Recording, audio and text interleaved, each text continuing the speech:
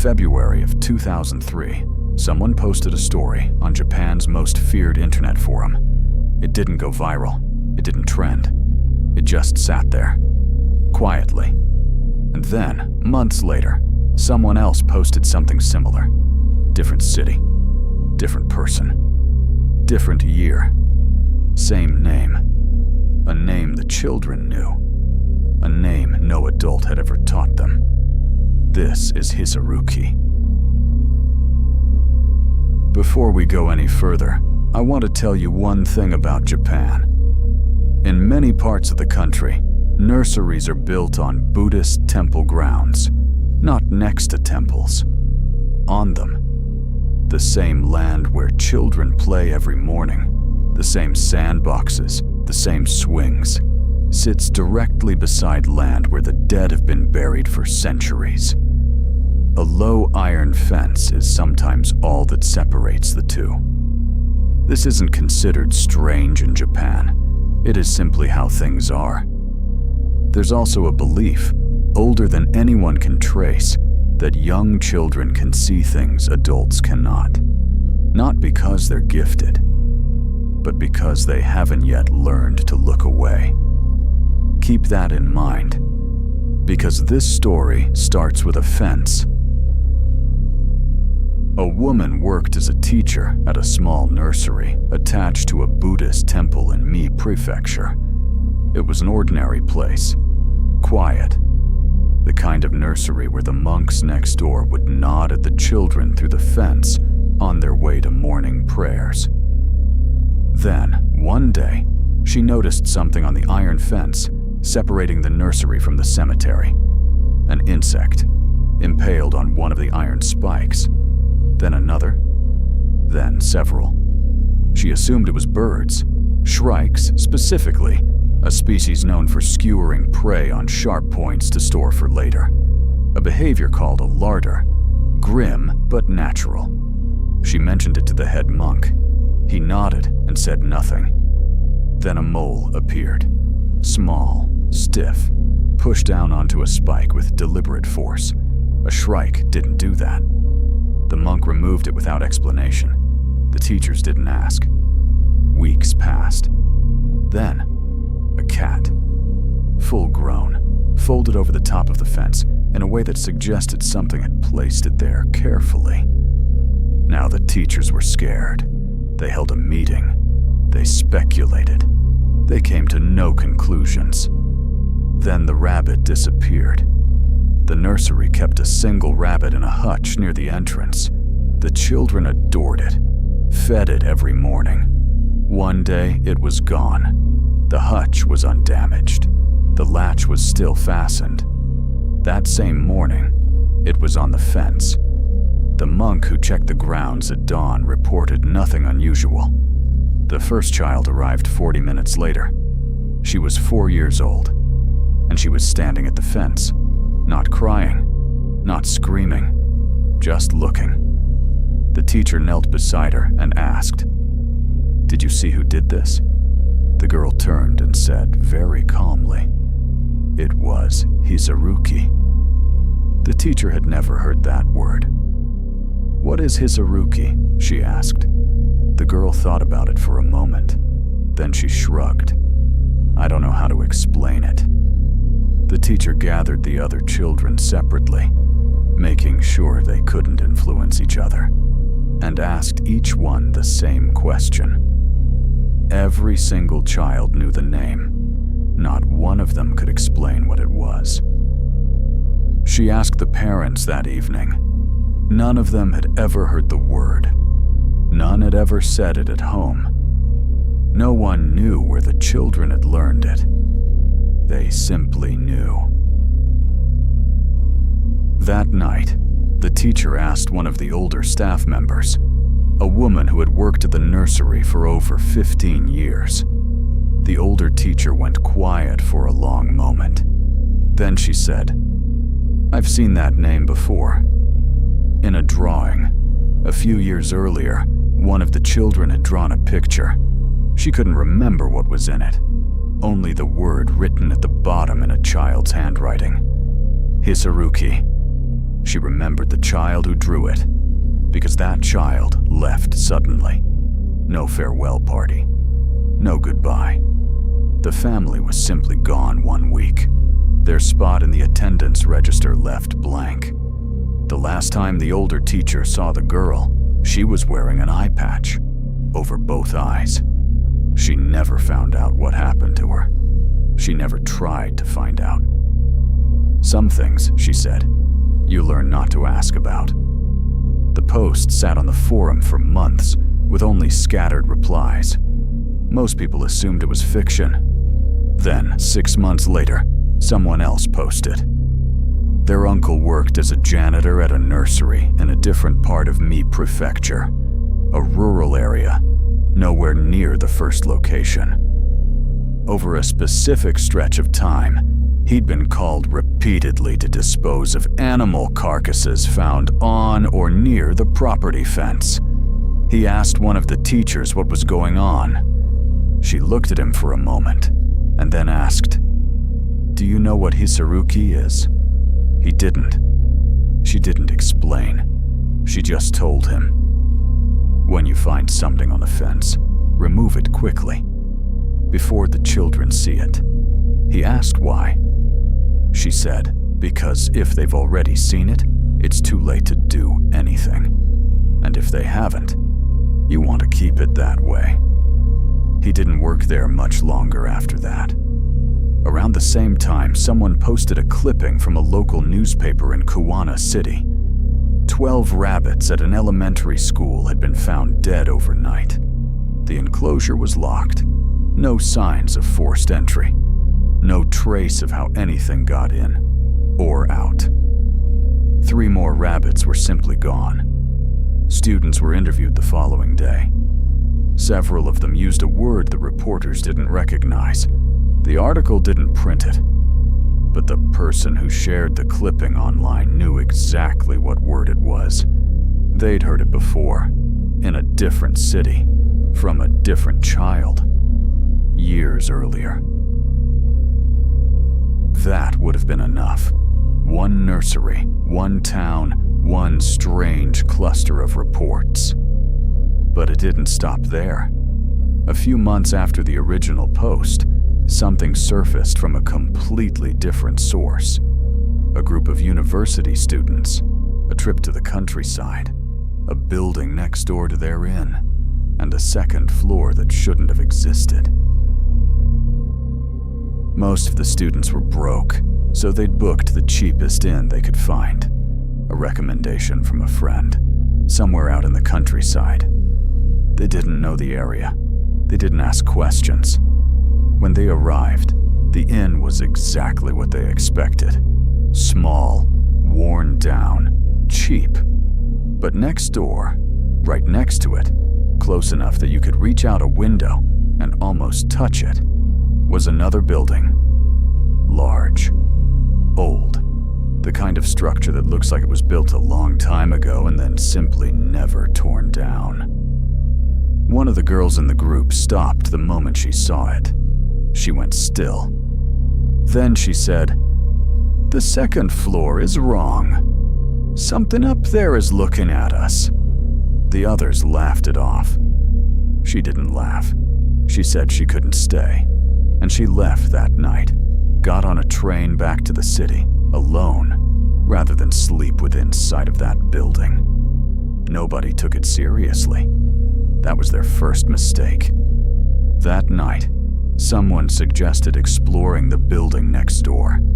2 of the girls refused immediately. They stayed at the inn. The rest walked over. The building was enormous up close, far bigger than it had looked from the road.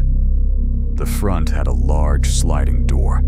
They pushed it open. Inside, a dirt floor.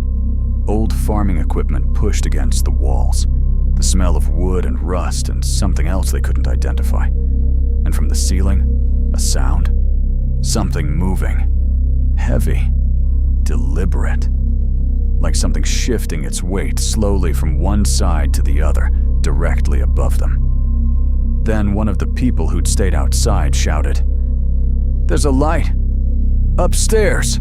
There's a light on!" They stepped back out and looked up. There, in a window on the upper floor, a warm yellow light. And in front of it, silhouetted from behind, a head, looking down at them.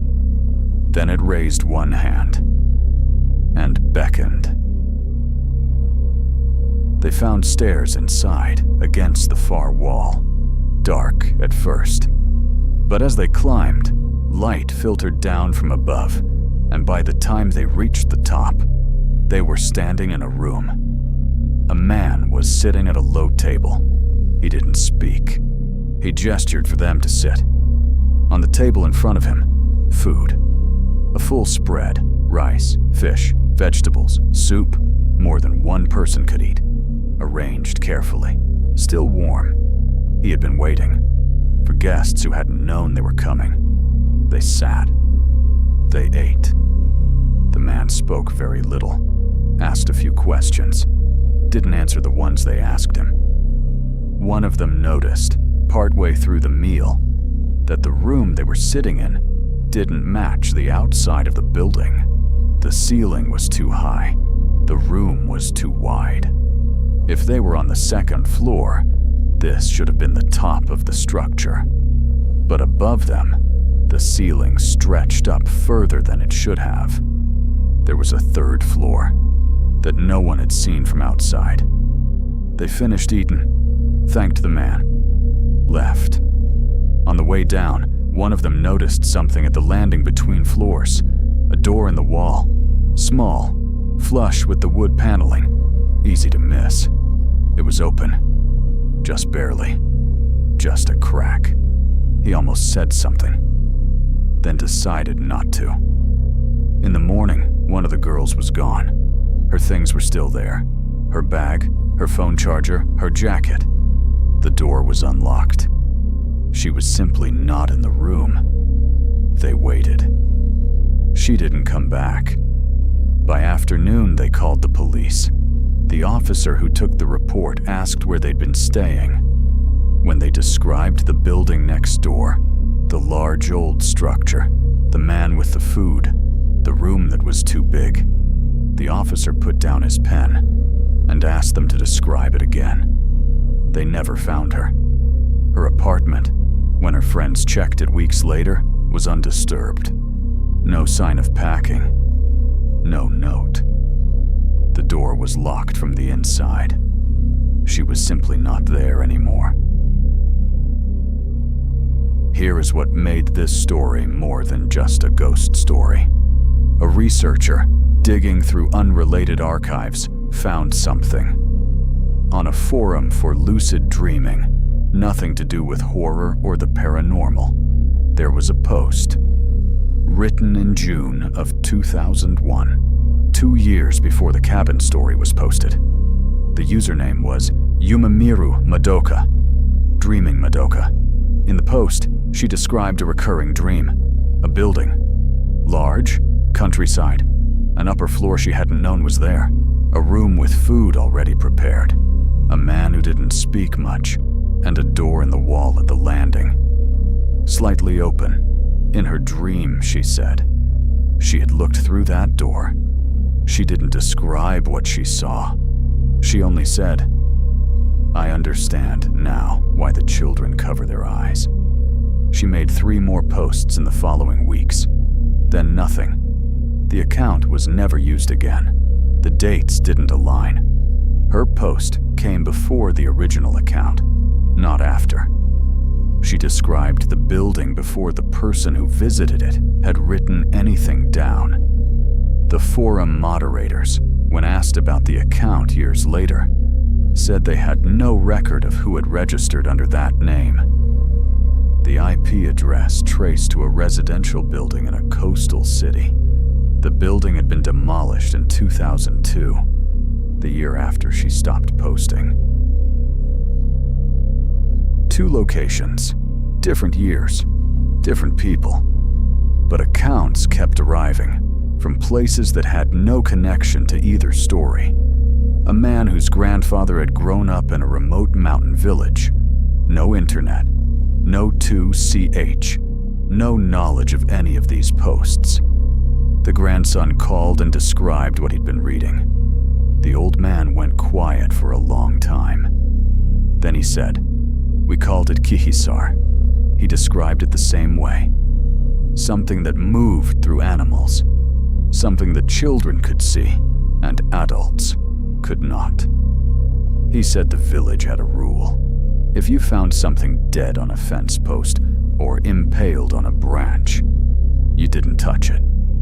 You sent one of the elders to remove it before the children woke up. The grandson asked why. The grandfather said, "Because once they've seen it do that, they start to understand what it is. And once they understand, it knows they understand. And then it waits for them." The grandson asked what it was waiting for. The grandfather didn't answer. He changed the subject, and he never brought it up again. Around the same time, a thread appeared on a parenting forum.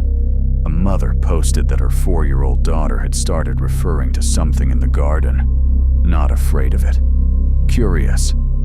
She called it Kira-Kira-san, the glittering one. It came, the daughter said, when something small died near the fence. It was always near the fence. The mother mentioned it to her own mother, the child's grandmother, and the grandmother said she remembered that name from her own childhood, in a different city, a different decade, the same name, the same fence, the same description. The grandmother had been told, as a child, not to talk about it, that if she simply stopped acknowledging it, it would stop coming. She had forgotten about it for 60 years, until her granddaughter said the name out loud. There's one more account.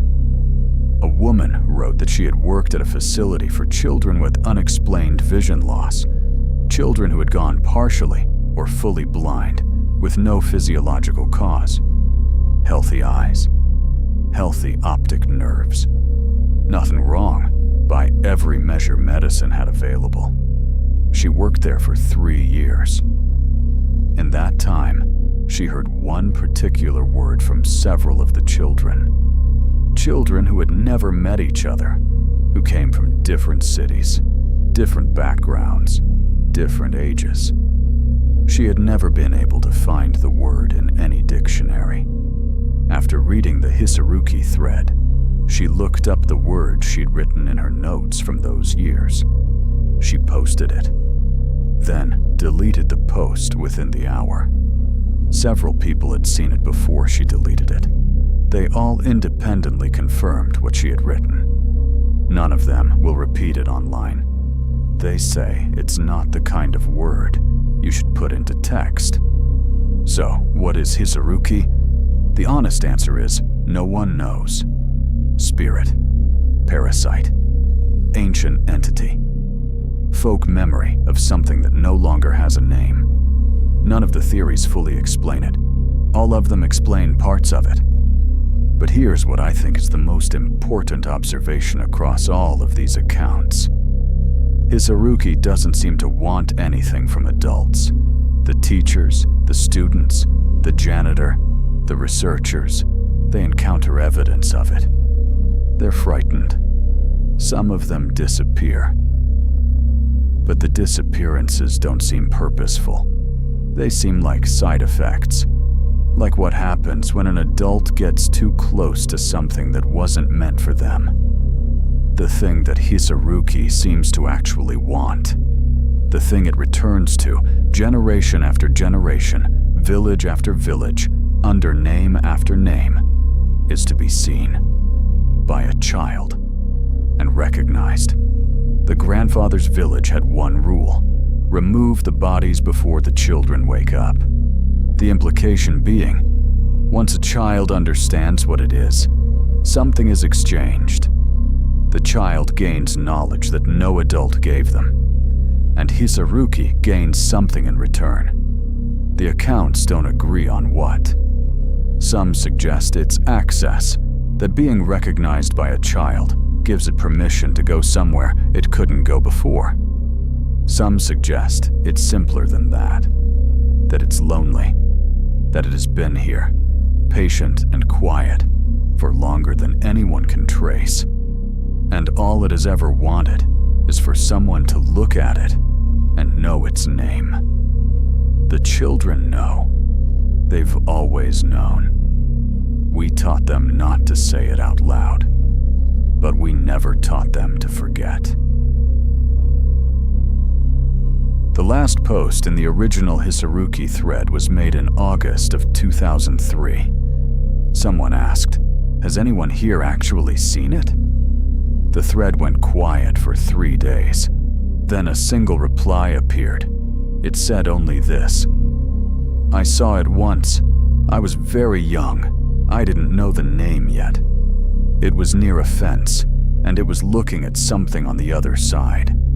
I watched it for a long time. At some point it turned and looked back at me. I don't know how to describe what that was like. I've tried many times. The closest I can get is this. It was like being recognized by something that had been waiting for you specifically. Not frightening. That's what I can never explain to people. It wasn't frightening at all. I still think about it. I think about it most nights, actually. I haven't told my children about it, but I've noticed them, sometimes, standing near the fence at the back of the garden, looking at something I can't see, and smiling. That was the last post. No one replied. The thread was archived the following month. I've been thinking about that post for a long time, about what it means that the children smile, about what they're looking at, about the fence at the back of my own garden, on whether I've ever really looked at what's on the other side of it. I'm not going to look. I don't think I want to know its name. Thank you for listening. If this story stayed with you, share it with someone.